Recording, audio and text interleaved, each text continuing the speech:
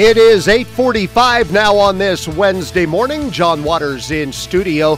Joining me via telephone and stepping out of a committee hearing in order to do that, Congressman Ken Buck. Good morning, Congressman. Good morning. Well, first of all, thank you so much for stepping away for a few minutes to visit with us this morning. I know your time is very valuable and limited at this point, but actually the committee that you're meeting with this morning has to do with our topic this morning, which is immigration, correct? Absolutely. We are, the Judiciary Committee is holding a hearing right now about the constitutionality of the President's executive order. Well, and you wrote a very interesting op-ed piece that I read earlier that appears in the Washington Times today, really taking the president to task for what is looking more and more like illegal actions in this case. I believe it's unconstitutional because it violates the separation of powers. I also believe that it is illegal in a number of ways, and it's just absolutely wrong for Congress to fund an unconstitutional and illegal act, and that is the bottom line of the really the conflict that is occurring over the the Department of Homeland Security appropriations bill. Well, in your op-ed piece, you compared what's going on right now with when Ronald Reagan was president, working with Tip O'Neill as Speaker of the House, and what became the Iran-Contra affair. Yes, I was hired to work by Congressman Dick Cheney from Wyoming on that investigation, and it was one of my first jobs out of law school. And it was a real honor to be back here in Congress working on that issue. But what I observed was a president that didn't shut down government when the Boland Amendment was placed on the Defense Appropriations Bill. He signed the Defense Appropriations Bill, and he still did his best to make sure that communism didn't spread in the Western Hemisphere. That's not what this president is doing. This president is doing his very best to shut down the Department of Homeland Security and blame it on Republicans. And it's the difference between an outstanding president, a true legend in American history, and a very mediocre president with very mediocre goals and really small-minded policies. So, if I understand what you're saying correctly, President Reagan found a way to work within the parameters that were set by Congress, as opposed to what it seems like now with President Obama circumventing the parameters set by Congress. Not only circumventing, but really causing conflict, really doing his best to force an issue. It's not an issue that creates jobs. This isn't something that is in the American interest. It doesn't help working Americans in their daily lives. It's a distraction, and it's a distraction from the failed policies that this president has enacted in the past. Once again, visiting with Congressman Ken Buck, and I was reading an article this morning about a judge in Texas who has issued a stay as far as the executive amnesty order that was given, and really went about it in what seems like a very smart way, issuing it based on an area of administrative law rather than actually challenging the constitutionality of his executive order.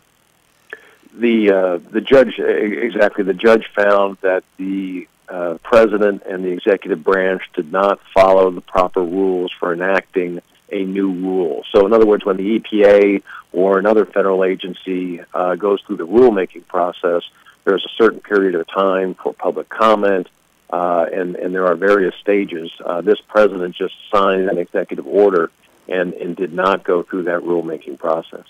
Well, as I understand it from reading this article, probably the best thing this judge could have done in order to stop this for some time, because it sounds like it could really tie this whole issue up for months on end in the court system, which in effect then gives Congress time to make sure all the ducks are in a row to challenge the president on this. Well, the way to challenge the president is to make sure that the president's action isn't funded. Congress has the power of the purse, and if this Department of Homeland Security bill were to pass, we would be funding a bill that would give the president the power to enact his executive order. He can issue executive orders, but if he can't pay people to work on the process that he has developed, then that executive order is without any effect. My guest again this morning, Congressman Ken Buck, coming out of a committee meeting in order to join us this morning, talking about the immigration issue. And in the meantime, I guess, as far as this battle goes right now, where is the immigration issue at? Has the pathway been blocked for right now and awaiting the outcome of this? Well, the pathway has been blocked by the court, and we'll see what happens with the funding for this appropriations bill. I can tell you, though, that the Homeland Security Committee is working on border security legislation. The Judiciary Committee that I sit on and the Immigration Subcommittee that I sit on is working very hard on immigration bills, and we will have what they call markups, where we consider amendments in committee and vote on those, and we will mark up, I believe, 3 different bills this week in the Judiciary Committee, sending those to the floor. By this summer, I anticipate there will be 6 or 7 immigration bills that will be passed by Congress. Now, we've mentioned the Department of Homeland Security a few times. What about the funding for that now? I believe it's funded to run through the end of the year, but what about beyond that? Well, the Department of Homeland Security appropriations bill hasn't been passed, so the funding will run out at the end of this week for the Department of Homeland Security. Oh, okay. The other agencies have been funded until the end of this fiscal year, which is the end of September. Okay, so we'll keep an eye on that. Again, Congressman Ken Buck with me. I'm going to let you go here in a minute, but I do have one other topic that I wanted to ask you about just real briefly. Of course, both the House and the Senate passed the Keystone XL pipeline bill, sent it to the White House, and the president, as he said he would, vetoed the bill this week. So from your standpoint now, what do you see happening as far as the Keystone XL pipeline? Well, it may be reintroduced. I don't believe there are the necessary votes based on the vote that was taken in the House and in the Senate to override the president's veto. But the veto of the Keystone Pipeline bill is another great example of this president being stuck in this extreme left political dogma and being unwilling to create jobs in this country and to give this country energy security that we so desperately need. Drive down energy prices, make sure that hardworking Americans have every advantage.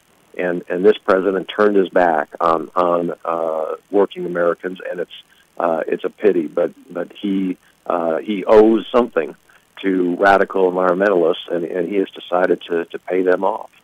Well, yeah, interesting situations all the way around, that's for sure. Maybe kind of unprecedented in a lot of ways as far as the situation between the executive branch and the legislative branch right now. Congressman, for those who would like to get in touch with your office and visit with you about issues, what is the best way to do that?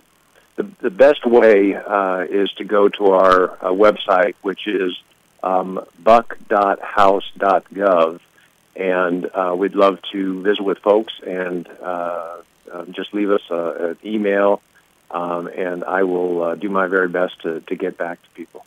All right. Congressman Ken Buck, my guest this morning on the talk show. Thank you so much for your time this morning, and we look forward to visiting with you again next month. I look forward to it also. Thank you. Thank you very much. Bye-bye. Once again, that is Congressman Ken Buck joining us this morning, and we appreciate his time.